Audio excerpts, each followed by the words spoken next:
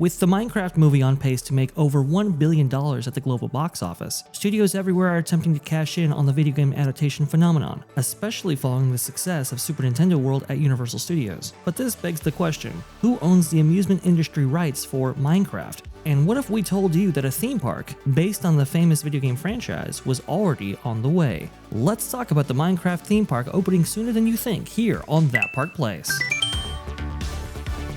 And yes, Antisocial Outcast 04 Minecraft theme park. Yes, the theme park rights have been snatched up for Minecraft. Let's talk about that. Hey, look at this. Out of That Park Place by our good friend, Mr. WDW Pro. Minecraft's box office success sends theme parks in race for game expansions like Epic Universe's Super Nintendo World. Let's look at this article here. The Minecraft movie just made $80 million in its second weekend, and the race to get it into theme parks is on. At the same time, companies are proverbially licking their chops at the idea of using game properties in expansions to take a bit out of Disney. But if the Walt Disney Company can weather the tariff storm, it appears they have huge gaming property they're willing to use as a must-win card. The success of Universal Studios' Super Nintendo World has demonstrated the viability and popularity of video game-themed attractions. Initially launched in Japan in 2021, the park expanded to Universal Studios Hollywood in 2023, and of course, about to open up officially. There's a soft opening right now, but about to open in May of 2025, a little bit more than a month away from today. Do you guys think it's the fact that it's a video game that is the reason for the success of Super Nintendo World? Well, I mean, you do have video games, I think, today that resonate even more, maybe perhaps, than some films and some movies amongst some demographics, especially Gen Z and younger, right? And I think Joe Rohde actually talked about this and how it's like, okay, when Disneyland was being formed back in the 1950s, it was very much theatrical language, whereas today, you have the video game generation, so everything not only must be detailed down to the smallest detail, but also to immersion and play and experience become more highly emphasized than maybe previous iterations of the theme park world. So it's, I thought that was a very interesting commentary by him.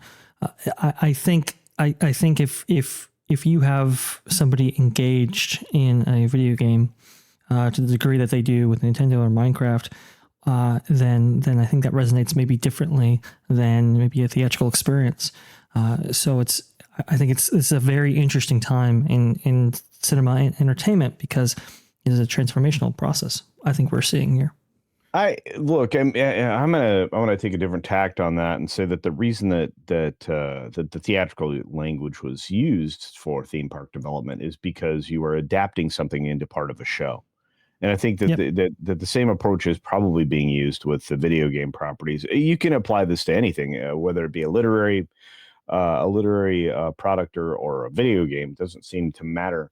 I mean, you could actually make a horse racing attraction in a theme park if you wanted to. It's just a matter of turning it into the show. So in that sense, both you and Joe Rohde spot on.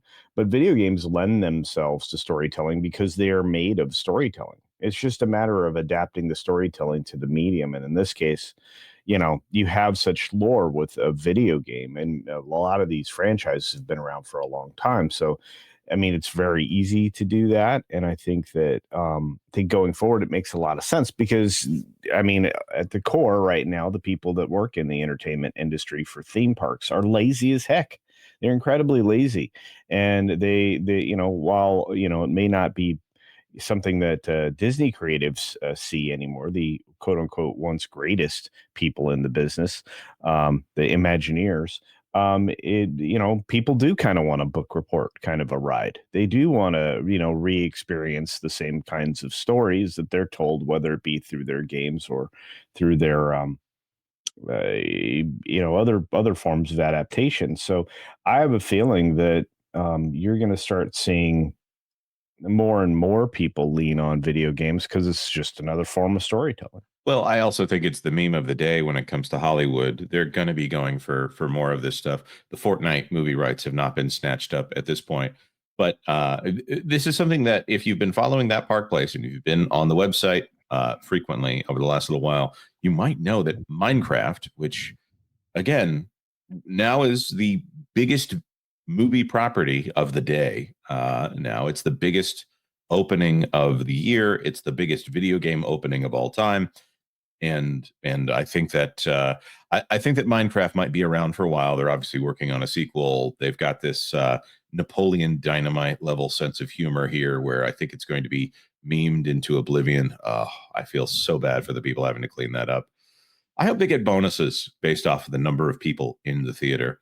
There it is, chicken jockey. The thing that people might not be aware of is that building on this momentum, to go back to the article, Minecraft is set to make its physical debut. I still can't get over those images here. Minecraft is set to make its physical debut through a partnership between Mojang. Is it Mojang or Mojang? Microsoft and Merlin Entertainment's The Adventures Made Real initiative will introduce Minecraft-themed attractions, rides, and hotel experiences in the UK and US by 2026 and 2027, with plans for global expansion. So this was already something that was being worked on in order for things to happen in 2026. Hey, Vash Culture, who are Merlin Entertainment versus, say, a Universal Studios or a Disney? Let's just take this one, Culture. Oh, come on. Merlin Entertainment's another, I guess, theme park / entertainment company. They're based out of London, England, and they've just kind of been falling in wherever somebody else isn't. They were founded back before 2000 in 1998. They employ a ton of people. They if you don't think they have other business interests, they have 30,000 employees, so they're doing, pretty well. But they've kind of found themselves in the resort theme parks business along with Disney, and they're really located all around the world. Their North American locations are somewhat limited, such as Legoland and San Antonio Sea Life Florida Resort, which is actually being built right now, which is going to be at Legoland. But they're just they have a lot of presence in Canada, and they are even located in Scottsdale / Tempe with their Sea Life Aquarium experience. And again, they are basically Legoland. So there you are. Well, Peppa Pig Legoland also pairs well with Minecraft, of course, and famously there are Minecraft Legos, which I was shown by one of my kids. Hey, here's a Jack Black Lego. Oh wait, it was Minecraft Steve, which they now as the same. If you've heard of Alton Towers, by the way, Thorpe Park. Yeah, Faulty Towers. Europe. What a great show. Yeah, exactly. If you've heard of any of those, that's Merlin Entertainment. So just want to go ahead and provide everybody a basis there. Yeah. Alton Towers and the Legoland resorts, they are, here's what's interesting. I think Sea Life also has the rights to Animal Crossing as well. So they're spanning multiple video game companies at this point, which is great. Of course, Disney has a $1.5 billion stake in Epic Games, which could get them access to a few different properties there, including Fortnite. But Sony has that same right there, but Sony doesn't have a theme park company that I'm aware of. Of course, now that I say that, it's going to turn out that Sony has rights to some Japanese theme park franchise that I'm not aware of. Thanks for watching That Park Plays News.